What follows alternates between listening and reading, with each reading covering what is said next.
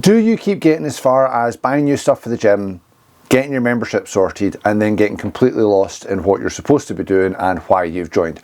Well, hopefully today I can help you a bit with that. We're going to go through a couple of phases. The end phase is the most important, so we'll get there. But first of all, we're going to look at kind of the basics of why we train. I'm going to break it down into a simpler format for you that will hopefully help. And I'm going to break it down into the really easiest way for you to set your goals and make sure you know exactly what you want to do and what you want to get out of this process. First things first, we're going to be referring back and forth to my trusty little whiteboard today.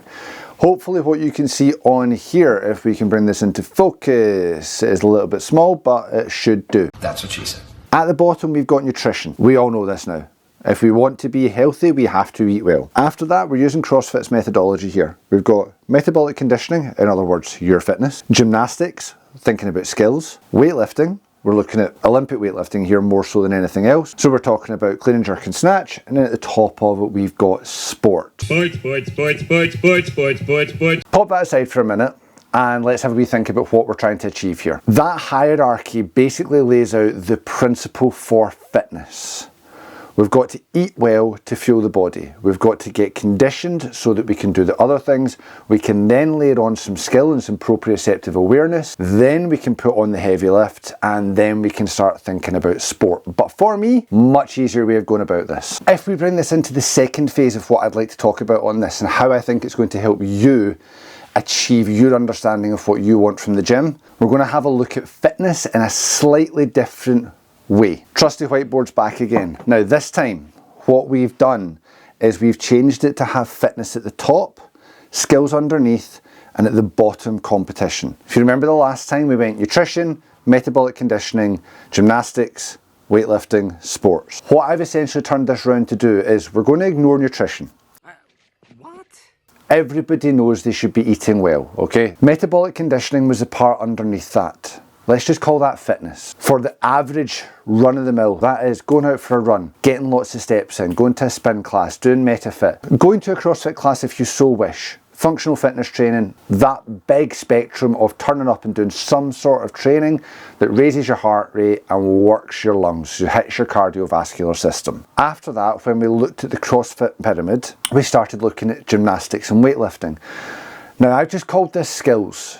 And the reason I've called this skills is, basically, it's going to take up some of your time to do something that is probably going to be frustrating. And this is where your goal setting comes into play. Are you willing to put that time into learning a new skill or are you not? And at the top of it, we've got competition. And that's that sort of final layer of if you really want to take things seriously, if you really want to push yourself as hard as you can, you're going to want to compete, and that then takes another layer away from you. Or this part of the video, what we're thinking about is, what do I want to achieve?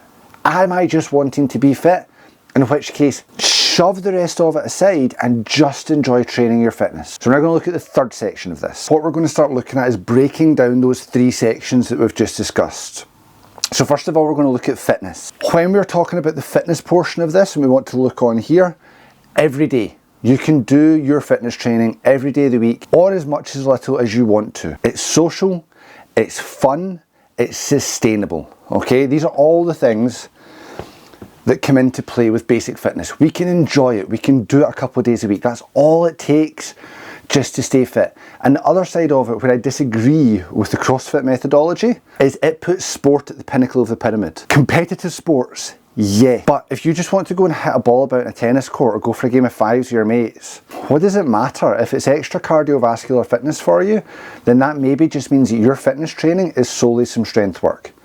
I've had plenty of clients, current and past, who come in to me for strength and maintenance work because they get their cardiovascular training elsewhere. So as far as fitness, the big encompassing part goes, this is what should hit for most of us. Do something you enjoy, have some fun with it, make it social, make it sustainable, and throw things in at the side as you see fit to keep you going. The second part we looked at was skills. When we start thinking of this can be included in sport as well. So this is things like If we use CrossFit, we'd be talking about gymnastics work, so getting onto a reg, we'd be talking about hitting big like Olympic weightlifting movements. Outside of that though, you've still got tennis, you've still got football, you've still got rugby, hockey, different sport that come into play on skill. And this is where you want to get better. You want to improve your first touch, your finishing, you want to improve your serve or your volleying, or you want to improve your bar muscle ups and your snatch and your clean and jerk. So when we hit into that second portion, what we're looking at is it's going to require practice and it's going to require drills. We're going to have to keep doing that extra work. There's time and dedication needed. So if we don't particularly like exercise and training and we just do it for fitness, we probably don't want to dive in here too much. We want to stay up in that fitness portion. The benefits are, it looks cool. Like if you've got an awesome serve, or you're brilliant at the net in tennis, or you've got an impeccable first touch, or you've got the best cross or the best long pass at football, or you can turn up to the gym and bang out 5-10 muscle ups and hit a 100 kilo snatch just off the bat, that looks cool and it's a lot of fun. So yes, there's benefits to dedicating the time to the skill, but if that's not what interests you and you're just doing it to stay healthy, steer clear and stay up there. Looking at the third part, and we're talking about competition, this is where it really starts to niche down, okay? And that's why I had it at the bottom of that pyramid. The reason for that is everybody, in my opinion, can fall into the fitness bucket. It's where we then drop down into the skills and then drop down into competition.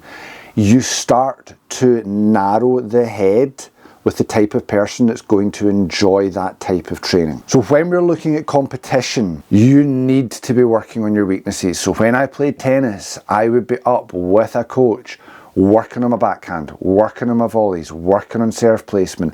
I'd go up on my own and practice my serve. Yes, I was that guy. Lots of training time is needed, and it can be lonely, because you're going to be in there, you're potentially going to be in there practicing on your own or hitting a ball off a wall to work on your weakness, or you're in there just doing banded pull-ups. It's not fun group including banter-filled sessions. Quite often it's slow, quiet and grueling training. On the plus side, the rewards are huge.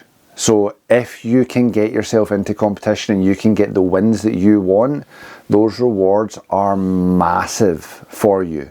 But I think it was Nick Kyrgios that said this: if you're competing in most sport, outside of big team sports, as long as you're in a good team, but if you're competing in most sports, you better be a really damn good loser, because most sports, especially individual, one person wins. Everybody else is just the first loser, second loser, and the whole way down. So you've got to become a really good loser if you want to compete.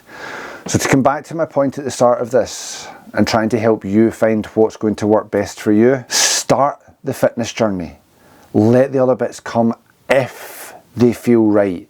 But for the majority of us, getting fitter, getting healthier, so that we can do fun stuff is all that matters. We don't want to be the one out of breath running for the bus. We don't want to be the one that can't play with our kids or grandkids or nieces and nephews because we can't run around. We don't want to be the one that can't go for the hike on the really nice summer's day because we're not fit, or the one that at 45 gets a phone call from nieces and nephews and goes, "We need another player, can you come?" And you're like, "Nah, I'm decrepit, I can't make it." So get that fitness journey going. Get working on finding something that you enjoy doing that's going to give you back your fitness. The rest of it can come later, and that's where a coach comes in. If you found this useful and helpful, if you look below, just fire your best email address in there and I will send you 31 tips across the next 31 days to show you how to sustainably lose fat and keep it off. If you want to work with me, the link to my online personal training's down there as well. You get 2 weeks completely free. If you cancel within the first 2 weeks, you won't get charged a penny, and you still get 2 weeks of training out of me as well. Thank you for your time today, folks, and I will see you in the next one. Bye for now.